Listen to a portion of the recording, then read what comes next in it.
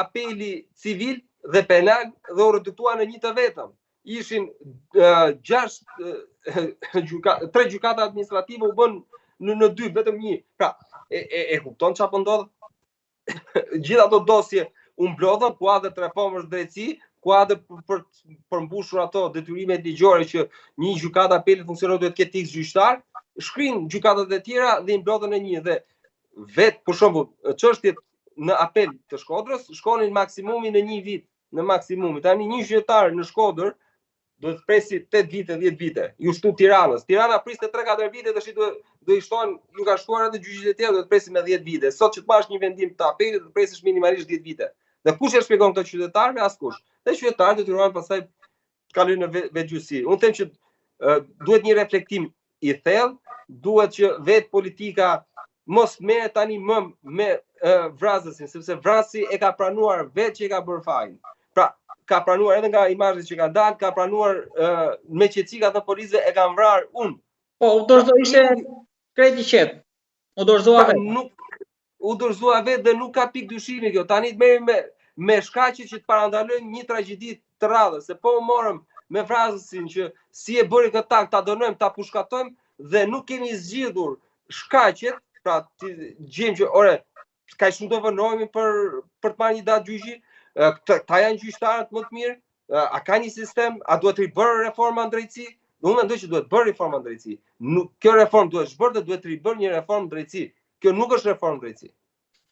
Tek ai perceptimi për gjyqtarët dhe prokurorët nga një pjesë e shoqërisë që ju e thatë pak më lart si të korruptuar, edhe më thash, pra nuk është vetëm faji i tyre për ashtu raste të veçanta që mund të ketë, por edhe i sistemit që i ka ngarkuar përballë kësaj situate. Po vetë gjyqtarët dhe prokurorët nuk kanë kurajon të dalin përballë dhe thonë që reforma në drejtësi ka dështuar, nuk kanë kurajon që dalin dhe të thonë që jo, nuk marrin më çështje dhe shteti është në kolaps, o na shtoni prokurorët, na shtoni gjyqtarët, nuk i bën thirrje shkollës magistraturës që të fusin më shumë magjistrat, apo të gjejnë zgjidhje të përkohshme që të marrin gjyqtar apo prokuror të përkohshëm nga radhët e atë profesionistëve që kanë mbyll 10 vite fushën e drejtësisë, pra që të hiqet stoku dhe mos ngelet hetimi apo proceset gjyqësore në këtë fazë që janë, po gjithë struken në ato zyrat e tyre dhe japin ca vendime si japin. Që po, edhe në rastin konkret ka pas faj dhe prokuroria, sepse ka shkuar sipas zotërisë fjalë, pra çfarë thua tash e theme në emision që kam dëgjuar që kishte treguar edhe dokumentat, ka kërkuar edhe hetim nga prokuroria dhe prokuroria e mbyllte, gjykata i thoshte prokurorisë to dhe kishte 6 vite që prokuroria akoma nuk kishte marrë një vendim. E kupton ku jemi? Pastaj për të mos shkuar te tjetra që si mundet një gjyqtar të gjykojë 2-3 çështje, të bëjë 2-3 gjyqje në ditë, apo më keq që llome këshillimit mua më duket, ndoshta se unë e njoh nga larg, nuk e di, ju e dini më mirë, po si fast food, që mundet për 5 minuta ta shikoj një dosje, kjo kalon, kjo s'kalon. Pra një tjetër padrejti. Do të jap një fakt tjetër.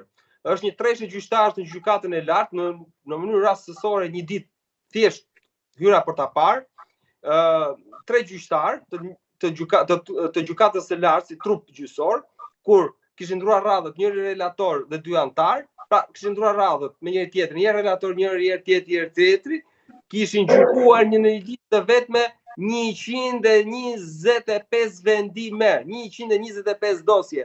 Tani në një 8 orash, kush i gjykon 125 vendime? Se prandaj arrihet te vetgjyqësia, se gjithë e kuptojnë që 125 vendime, pra 125 procese gjyqësore, 125 dosje, me minimalisht 100 faqe, po them, nuk po them me 200-300 faqe, se dosjet janë më të mëdha, po me 100 faqe shkon 125.000 faqe. Ku i lexuan ata për tetor? Që t'japin 125 vendime. Kjo është një çështje që do mjaft për të trajtuar ore ditë tëra, por ndoshta si konkluzion për ta mbyllur nuk është se duhet merrem me probleme për shtuar një roje apo kush do ta marrë sigurinë tani në gjykata, por tek thelbi që ju thatë, tek stoku, tek reforma. Thelbi është reforma, thelbi është mosveprimi i shtetit.